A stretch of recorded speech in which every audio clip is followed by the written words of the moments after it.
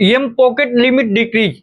यहाँ पे मेरा जो एम पॉकेट का लिमिट था पहले 39,000 का था और अब घट के हो गया 35,000। यहाँ पे आप प्रूफ देख लो। यहाँ पे अब उसके बाद मैंने वो तरीका लगाया जिससे सही होगा। उसके बाद यहाँ पे देख सकते हो लाइव, यहाँ पे मेरा जो लिमिट है 39,000 का हो गया है।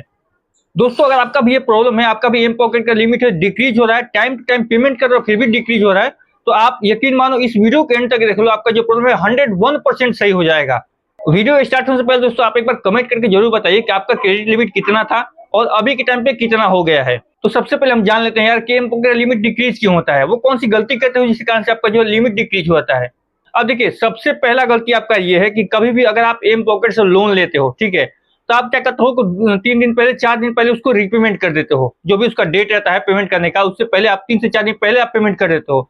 तो जिसके कारण से आपका जो एम पॉकेट जो है लिमिट डिक्रीज होता है। और दूसरा कारण क्या है आपका लिमिट डिक्रीज होने का, कि आपने कहीं अदर प्लेटफॉर्म से जो है लोन लिया होगा, उसका जो है लोन ईएमआई जो है डिफॉल्ट किए होगे, जिसके कारण से एम पॉकेट का भी जो है लिमिट डिक्रीज हो जाएगा।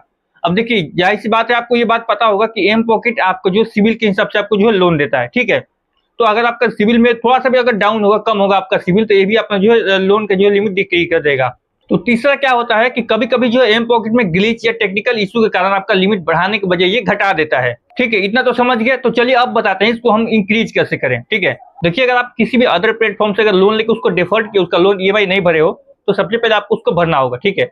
उसको भरने के बाद जब आप लोन भर देते हो तो आपका सिविल फिर से जो है 1 से 2 महीने के अंदर आपका फिर से मेंटेन हो जाएगा। तो जब आपका सिविल सही हो जाएगा तो आपका एम पॉकेट का जो है लोन लिमिट फिर से इंक्रीज हो जाएगा। अगर उसके बाद भी अगर सही नहीं होता है तो आप एम पॉकेट को सीधा एक कंप्लेंट डालना, ईमेल करना उस पर, और जो भी इस पे लिख देना कि हमारा जो ये लिमिट है वो घट गया है, जबकि मैं टाइम टाइम रिपेमेंट किया हूँ। अगर डिटेल जानना है ना कि मतलब कि क्या क्या लिखे उसमें, तो एक बार कमेंट कर दिएगा। मैं डिस्क्रिप्शन में उसका जो है डेमो लगा दूंगा किस तरीके से आपको जो है उसमें लिखना क्या क्या है और उसमें क्या क्या मतलब सबमिट करना है उसमें, ठीक है।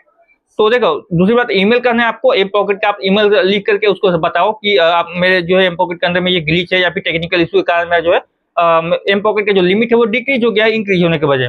देखिए तीसरा ये है कि अगर आप एम पॉकेट से भी अगर एक से ज्यादा लोन लिए हो, मतलब कभी कभी होता है ना कि 2-3 ऐसे ले तो लोन, तो उसमें से भी अगर कोई ईएमआई आपका बाकी है तो उसको भी आपको पेमेंट करना होगा। कोई भी ओवरड्यू नहीं होना चाहिए आपका अमाउंट।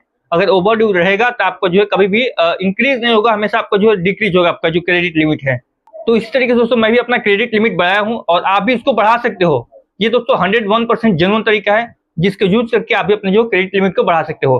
बाकी वीडियो कैसा लगा कमेंट में जरूर बताइएगा, और भी किसी लोन एप्लीकेशन का क्रेडिट इंक्रीज करने के लिए बारे में जानना हो तो कमेंट करके जरूर बताइएगा। तो चलिए मिलते हैं एक और इंटरेस्टिंग वीडियो के साथ, तब तक जय हिंद, वंदे मातरम।